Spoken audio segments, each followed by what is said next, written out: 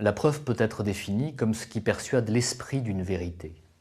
En matière pénale, l'importance de la preuve tient à ce qu'elle a vocation à transformer de simples soupçons en une certitude qui pourra donner lieu à condamnation. La recherche et l'administration de la preuve, c'est-à-dire la manière dont elle est reçue et utilisée au cours du procès pénal, obéissent à deux grands principes qui se complètent et se corrigent et que nous allons examiner successivement. Le principe de liberté de la preuve et celui de l'égalité de la preuve. Voyons d'abord le principe de liberté de la preuve.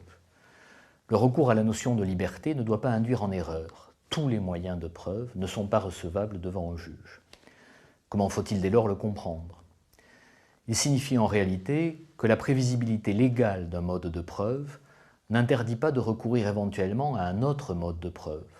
Par exemple, en matière de conduite en état d'ébriété, la preuve de l'ivresse se fera essentiellement par un dépistage de l'alcoolémie, mais pourra aussi se faire par la constatation de l'incohérence des propos tenus par le conducteur ou son impossibilité à se tenir debout.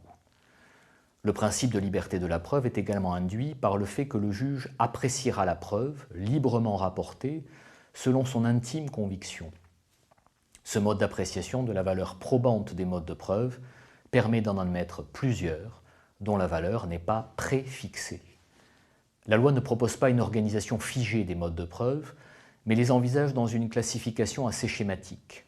Nous pouvons ainsi distinguer les indices, l'expertise, la preuve documentaire, les témoignages, et enfin l'aveu, dont la valeur ne cesse d'être débattue. La preuve par indice correspond à la technique de la présomption de fait, qui signifie qu'à partir de faits connus, ceux dont la matérialité est constatée par les indices, le juge pourra induire des faits inconnus en procédant par déduction. Il n'y a pas de définition précise de l'indice, qui peut s'entendre de tout ce que les enquêteurs découvrent ou constatent. Il en est ainsi des empreintes, des traces ADN, d'un mégot de cigarette, d'une photographie, etc. L'indice permet une constatation matérielle qui va parfois nécessiter d'être interprétée. Le juge aura alors recours à l'expertise, qui a connu un développement considérable, adossé au progrès de la science. Elle peut aujourd'hui être pratiquée dans presque tous les domaines, balistique, génétique, psychiatrique, comptable, olfactif. L'expertise est précisément régie par les règles du Code de procédure pénale, qui ont prévu les modalités de désignation des experts et permis aux parties d'intervenir dans la détermination de la mission de l'expert. Les témoignages, les témoins étant les yeux et les oreilles de la justice, constituent des preuves aussi efficaces que fragiles. Le Code de procédure pénale fixe de manière précise la manière dont les témoignages sont recueillis et organise, au bénéfice des parties, la possibilité d'être confronté au témoin et de l'interroger. Des dispositions sont également prévues afin de protéger les témoins lorsque les personnes mises en cause présentent une dangerosité avérée. L'aveu, reine des preuves aujourd'hui décriée, est appréhendé avec une grande prudence par les juges et la loi, au point que le Code de procédure pénale interdit explicitement qu'une condamnation puisse être fondée sur les seules déclarations faites par un mis en cause s'il n'était pas assisté par un avocat.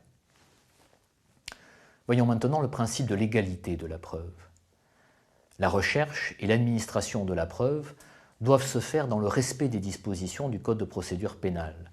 Le principe de l'égalité, c'est-à-dire de conformation à la loi, borne ainsi celui de liberté.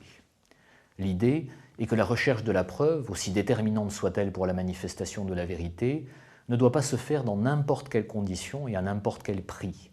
En matière de justice, la fin ne justifie pas les moyens. Ce principe de l'égalité de la preuve se décline à deux égards.